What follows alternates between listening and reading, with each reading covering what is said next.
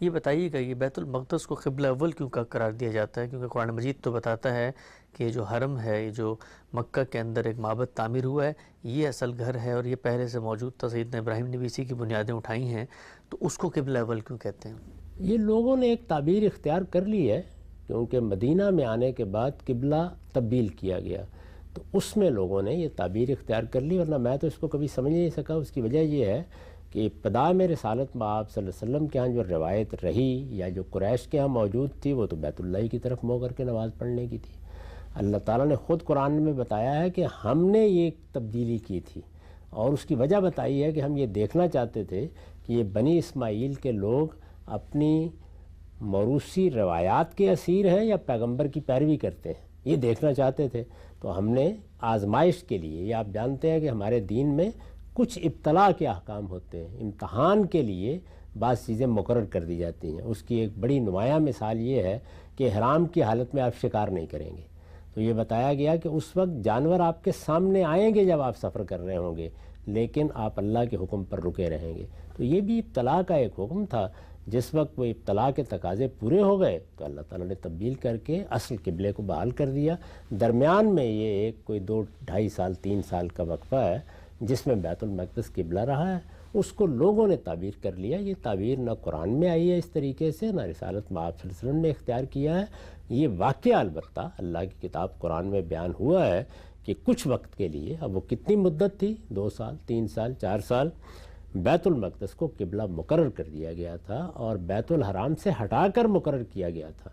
اس سے پہلے بیت الحرام ہی قبلہ تھا، اور یہ مقرر کیوں کیا گیا اس کی وجہ قرآن نے لفظوں میں بیان کر دی ہے کہ ہم یہ دیکھنا چاہتے تھے کہ کون رسول کی پیروی کرتا ہے اور کون اپنے رسوم کی پیروی کرتا ہے۔ اچھا، ہم سے تحویل قبلہ کا جب حکم آیا تو مکہ کے اندر تو ظاہری بات ہے جب نماز پڑھی جاتی تھی، حرم بیچ میں تھا، تو وہاں بعض روایتوں میں آتا ہے کہ اس رخ پہ کھڑے ہو جاتے تھے کہ حرم پہلے آ جاتا تھا اور بیت المقدس بعد میں آ جاتا تھا، تو باہر نکل کے تو مسلمانوں کو یہ مشکل ضرور پیش آتی ہوگی کہ وہ پھر حرم سے رخ، لیکن خانہ کعبہ کے اندر معبد کے سامنے وہ نماز پڑھ رہے ہوتے تھے۔ بیت اللہ میں تو یہ مسئلہ ہی پیدا نہیں ہوتا۔ جب آپ وہاں ہیں تو ظاہر ہے کہ بیت اللہ اگر سامنے موجود ہے تو جس رخ سے بھی آپ جائیں گے بیت اللہ ہی سامنے ہوگا، تو وہاں تو یہ مسئلہ پیدا نہیں ہوتا تھا، لیکن مدینے میں آ کے پیدا ہوا اور اسی وجہ سے کچھ اضطراب بھی رہا مسلمانوں میں۔ ٹھیک، اچھا یہ بتائیے گا ہم سب کہ وہ جو بیت المقدس ہے، بعض محققین کا یہ خیال ہے کہ ان کے لیے جو قبلے مقرر کیے گئے، خاص طور پہ ان کی قربانی کے لیے اور بڑی جو عظیم مراسم تھے، ان کو بھی یہ ہدایت کی گئی ہے، تالمود میں بھی ذکر ہے، بائبل میں بھی آتا ہے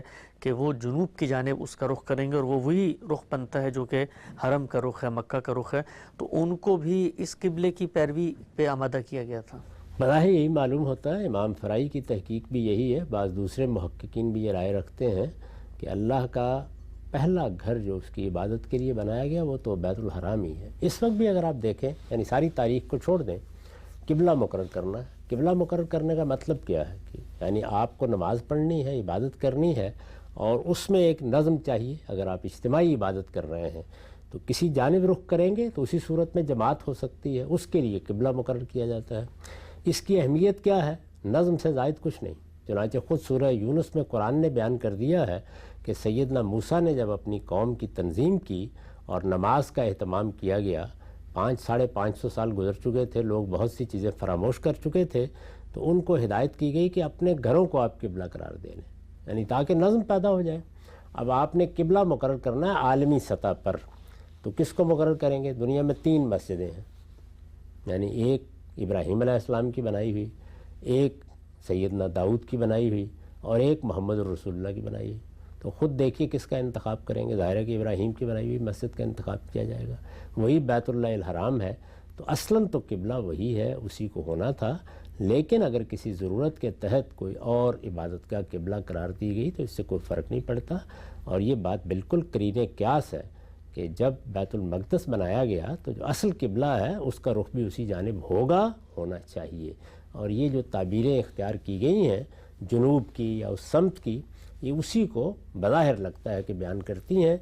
اس میں صاف صاف بات کیوں نہیں آئی وہ ہم جانتے ہیں کہ بنی اسماعیل اور بنی اسرائیل کے مابین یہ صورتحال رہی کہ بنی اسرائیل چونکہ پیغمبروں کے ذریعے سے ہدایت دیے جاتے تھے، ایک لمبے عرصے تک ان کا انتخاب رہا، تو وہ اس صورتحال سے دوچار ہو گئے ذہنی لحاظ سے کہ معاملات بنی اسماعیل کی طرف نہیں جانے چاہیے۔